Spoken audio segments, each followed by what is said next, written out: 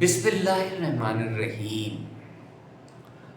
آج ہم ایسے طریقے پہ بات کریں گے جو نہ صرف ہمیں صحت مند رکھ سکے بلکہ بوڑھا ہونے کے عمل کو بھی سست کر سکے، لیکن اس کو سمجھنے کے لیے ہمیں چند بنیادی تصورات کو جاننا ہوگا، جس میں پہلا ہے خلیات یا cell.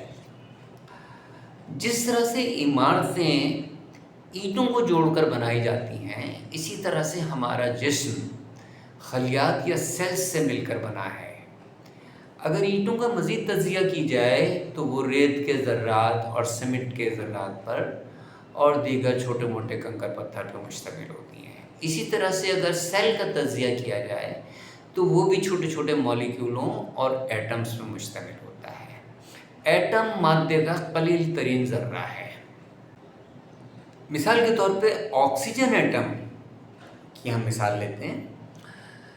Oxygen atom 6 proton 6 neutron پر مشتمل ہوتا ہے جو اس کے مرکز میں واقع ہوتے ہیں، اور انتہائی ہلکے پارٹیکلز جنہیں الیکٹران کہا جاتا ہے وہ اس کے چاروں طرف مداروں میں گردش کر رہے ہوتے ہیں۔ ایٹموں کی خصوصیت یہ ہے کہ وہ ہمیشہ اپنے آخری مدار میں 8 الیکٹران دیکھنا چاہتے ہیں۔ آکسیجن کے آخری مدار میں 6 الیکٹران ہیں، یعنی کہ 2 کی کمی ہے، چنانچہ وہ ہمیشہ اس کوشش میں رہتی ہے کہ کسی طرح ان 2 الیکٹرانوں کی کمی کو پورا کیا جائے۔ اس مقصد کے لیے وہ دوسرے چیزوں کے ساتھ، دوسرے ایٹموں کے ساتھ کیمیائی تعامل کرتی ہے۔ مثال کے طور پہ جہاں ہمارا مشاہدہ ہے کہ اگر ہم لوہا، تانبا یا دیگر کوئی دھات ہوا میں رکھیں تو کچھ عرصے بعد وہ خراب ہو جاتی ہیں، لوہے پہ زنگ لگ جاتا ہے اور دیگر دھاتیں بھی اسی طرح سے خراب ہوتی ہیں آکسیڈائز ہو کر۔ اس کی وجہ یہی ہے کہ آکسیجن کی یہ ٹینڈنسی کہ وہ اپنے 2 الیکٹرانوں کی کمی کو پورا کرنا چاہتی ہے، اس وجہ سے وہ دیگر چیزوں کے ساتھ کیمیائی تعامل کرتی ہے، نتیجے میں وہ اشیاء خراب ہو جاتی ہیں۔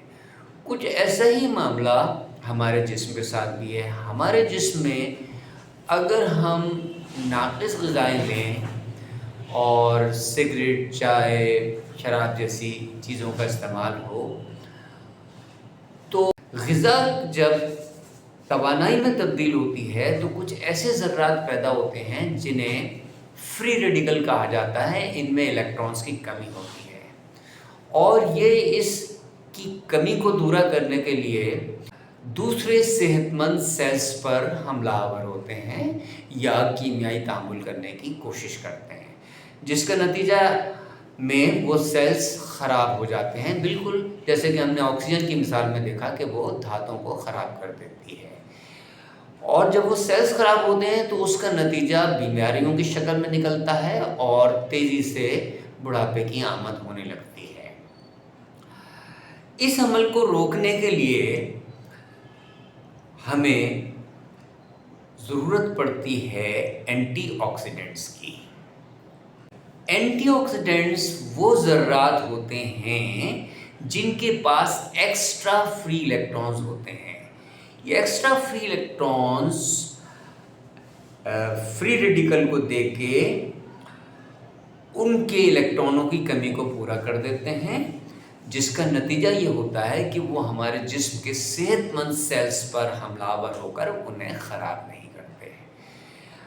تو مسئلے کا حل یہ بنتا ہے کہ ہم یا تو براہ راست اینٹی آکسیڈنٹس لیں یا پھر ایسی غذائیں استعمال کریں جن کے اندر ایک اینٹی آکسیڈنٹس موجود ہوں، تاکہ فری ریڈیکل ان سے اپنے الیکٹرانز کی کمی پوری کر لیں اور ہمارے صحت مند سیلز پر حملہ آور نہ ہو۔ تو اس مسئلے کے حل کے لیے اگر پھل استعمال کیا جائے تو دیکھا گیا ہے کہ امرود، انار، انگور، مالٹا وغیرہ میں اینٹی آکسیڈنٹ پائے جاتے ہیں۔ اسی طرح سے سبزیاں اگر لیں تو پالک، ٹماٹر اور گاجر وغیرہ میں اینٹی آکسیڈنٹ ملتے ہیں۔ اس کے علاوہ دیگر سبزیوں میں بھی ملتے ہیں لیکن یہ خاص ہیں۔ خشک میوے میں بادام، اخروٹ و دیگر ہیں۔ مشروبات میں سبز چائے اور کافی وغیرہ کا استعمال اینٹی آکسیڈنٹ کی کمی کو پورا کرتا ہے، اور دیگر بھی ہیں ڈارک چاکلیٹ، ہلدی وغیرہ۔ تو نتیجہ یہ نکلتا ہے کہ اگر ہم یہ چاہیں کہ صحت مند رہیں اور بڑھاپے کو زیادہ سے زیادہ سست رفتار کریں تو پھر ہمیں اینٹی آکسیڈنٹ کا براہ راست یا پھر ان غذاؤں کا استعمال کرنا چاہیے جن کے اندر اینٹی آکسیڈنٹ موجود ہوتے ہیں۔ شکریہ۔